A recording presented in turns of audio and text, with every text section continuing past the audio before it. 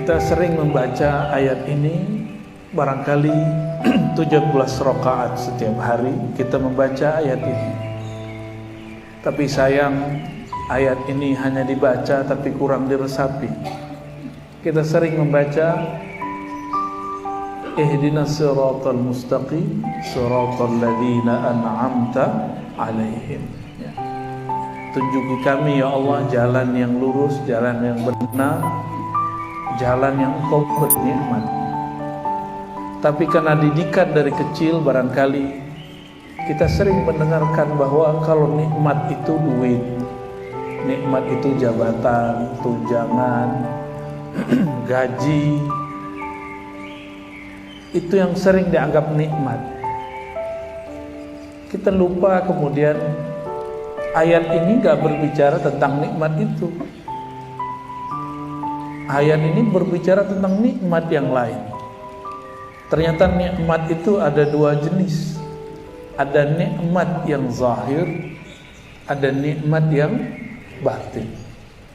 Nikmat yang zahir itulah gaji, badan sehat, wajah rupawan, rupawati, pasangan yang baik, anak-anak yang soleh-solehah, tempat bekerja yang tidak jauh.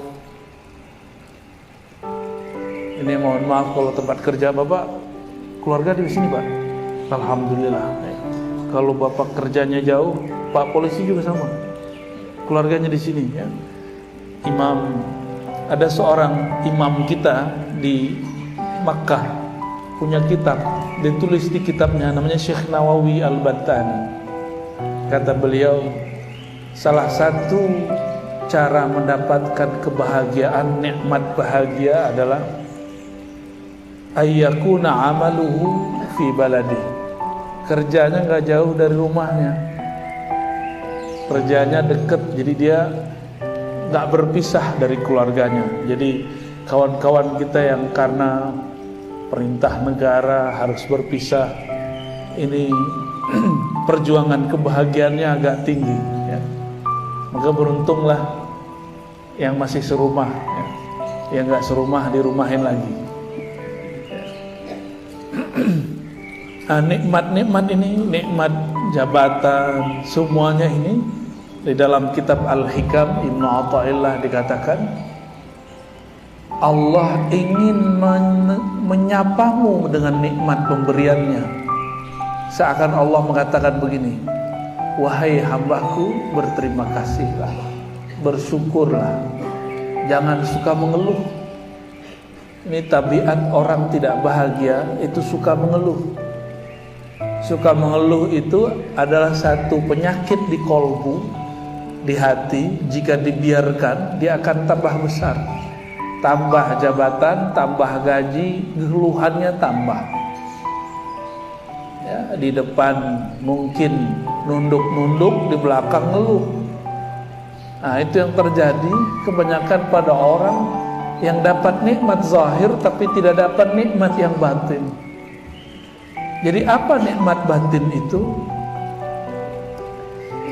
Nikmat batin yang paling tinggi itu bernama keikhlasan, ketulusan, kesyukuran.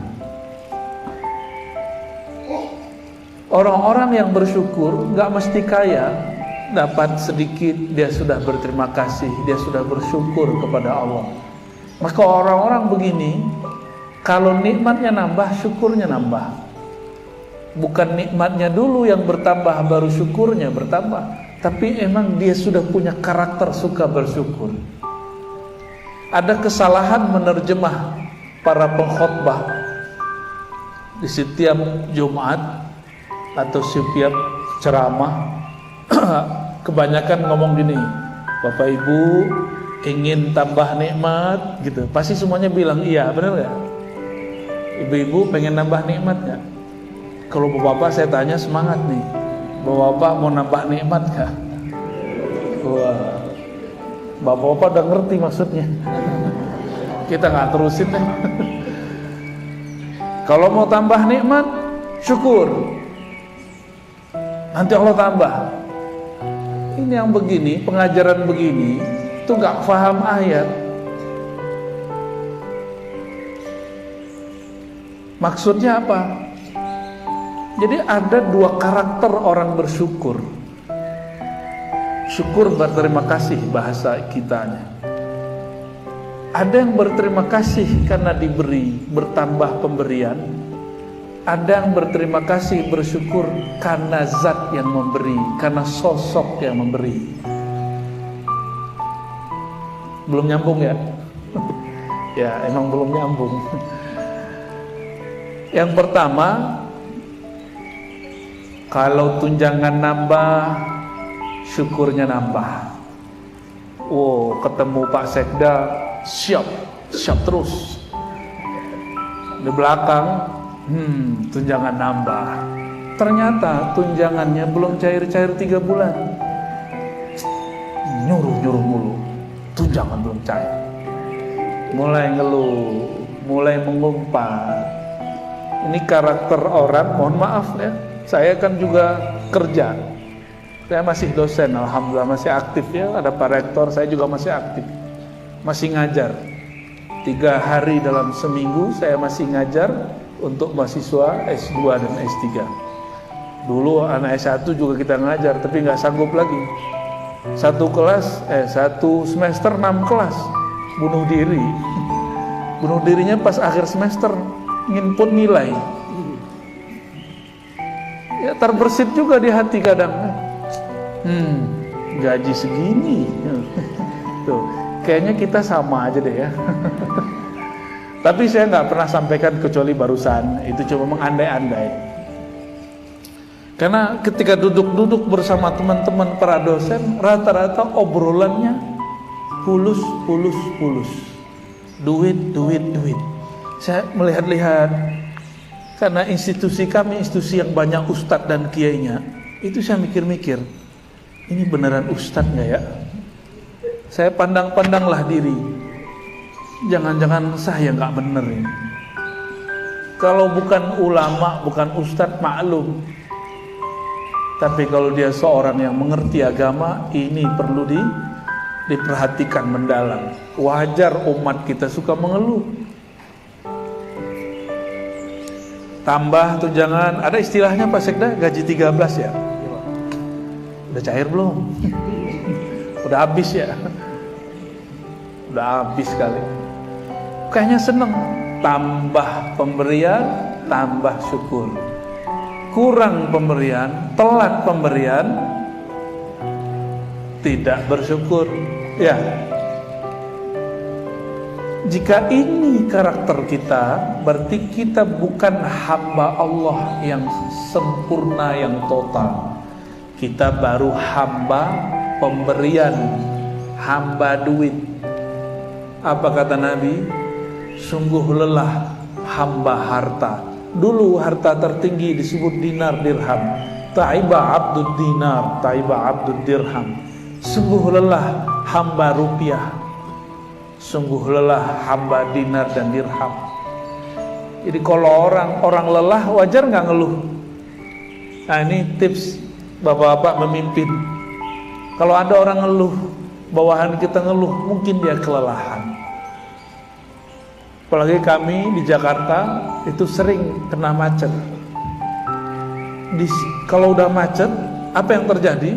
Orang ngutuk ngumpat. Yang paling parah, ada motor ngumpat mobil, mobilnya baru. Ya, ini masa setahun lalu atau 2 tahun lalu, masa-masa pandemi, masa-masa panik itulah. Ada satu mobil lewat di seberang kita, dia mau ke kiri, mau mampir, mau berhenti sepertinya. Motor ternyata mau masuk, tidak dapat jalan. Motornya turun, dia kemudian berteriak, dia pukul-pukul itu mobil. Apa kata dia? Lu sok kaya, ngeredit juga gitu. Yang punya motor sombong. Apa kata dia kepada yang punya mobil? Ngeredit juga. Ini sudahlah miskin pakai motor, sombong lagi sama yang punya mobil. Gimana? Ada yang begitu nggak? Ada ya.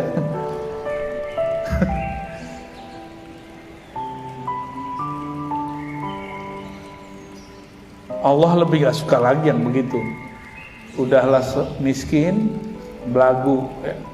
Udahlah miskin gaya, udahlah miskin ngumpat. Nah itu dia. Kita nggak tahu juga apakah yang punya motor itu miskin amat atau miskin sekali ya. Bapak Ibu yang mengasihi Allah, itu orang karakter dikasih baru seneng, diberi baru seneng. Dia nggak mandang sebenarnya dia sedang berhadapan dengan siapa. Tapi ada hamba yang kedua. Hamba yang kedua, hamba yang dia berterima kasih bukan karena pemberian, tapi karena melihat zat yang memberi, sosok yang memberi. Ini baru hamba Allah. Bapak Ibu, ini saya kasih contoh biar gampang. Pak Sekda kan dompetnya tebel nih ya. Amin gitu dong, alhamdulillah. Pak Sekda ya lebih keren Pak Sekda lah. Pak Sekda itu nggak ada pensiunnya kecuali pensiun dini. Atau mau nyalon langsung pensiun. Benar Pak Sekda ya. Kalau Bupati, mohon maaf Bupati Bumpol lagi hadir nih. Bupati 5 tahun, ya kan? Kalau mau maju lagi setahun atau 2 tahun sebelum dia harus nonaktif juga, yang kerja Pak Sekda lagi. Pak Sekda punya teman ini suka muji, tapi untuk cari muka biar dapat bantuan. Soalnya nih orang suka bawa proposal. Pasti Pak Sekda punya kawan begini. Ya, beliau nggak enak untuk ngangguk, nggak enak. Ini orang muji-muji kalau lagi mau ada proposal atau proposal cair. Kalau belum, Sekda nggak tahu diri, ngomong itu di belakang. Tapi di depan ngomongnya apa? Pak Sekda yang amanah, Pak Sekda yang baik hati. Tapi di belakang, awas loh. Jadi orang karakter-karakter begini senengnya kalau yang dia mau hajatnya sampai ditunaikan oleh orang yang dia puji, baru dia bahagia, baru dia memuji. Dia memuji karena keinginan dia, hajat dia ditunaikan. Kita punya teman begitu, nyaman gak Pak Sekda? Enggak nyaman. Sepakat kita Pak Sekda. Berarti ruh kita sama karakternya. Ada orang mau ngubungin kita, mau nelpon kita, mau datang ke kita cuma pas masalah doang. Kira-kira gimana Pak Sekda? Ya, nggak nyaman. Cuma karena dia orang dekat, ya udah kasih aja deh. Tapi kalau bisa dia nggak datang-datang. Kalau orang tuh nelpon diangkat nggak Pak Sekda? Pura-pura sibuk. Kalau dia datang, ya udah kasih buru-buru. Nah inilah kenapa ada orang dia setiap kali minta dikasih oleh Allah, karena Allah kesel sama dia, udah dikasih aja deh. Berisik, bising. Banyaklah orang karakter begini, memuji karena ingin hajatnya ditunaikan, menyembah karena ada tujuan yang ingin dicapai, yaitu menyenangkan diri sendiri, mendapatkan nikmat yang zahir.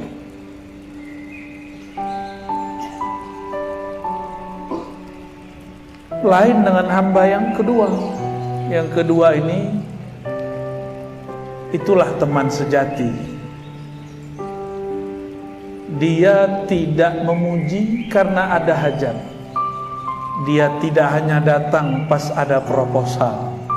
Dia ada kapanpun kita mau. Bahkan di saat kita kemudian memerlukan orang-orang yang lebih dari itu, dia selalu ada. Bahkan di saat kita ada aib, semua orang meninggalkan, dia ada sama kita. Di saat kita ada masalah, dia selalu ada sama kita. Orang begini, itu yang disebut dengan dalam bahasa Arab shadiq. Shadiq itu teman sejati, teman yang membenarkan hati kita. Tapi siapakah teman sejati itu kalau bukan Allah Subhanahu wa ta'ala? Bapak Ibu punya kawan, bongkar aibnya, pasti kawan itu ditinggal. Benar nggak? Ada kawan, aib dia, kejahatan dia terbuka, dia sudah ngaku, tapi kita tinggal dia.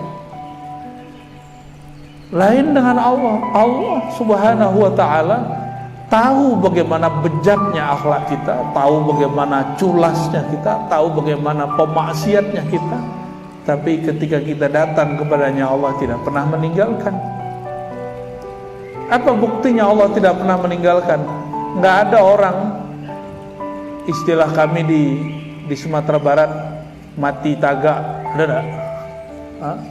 Tiba-tiba pas berdiri mati gitu, nggak ada.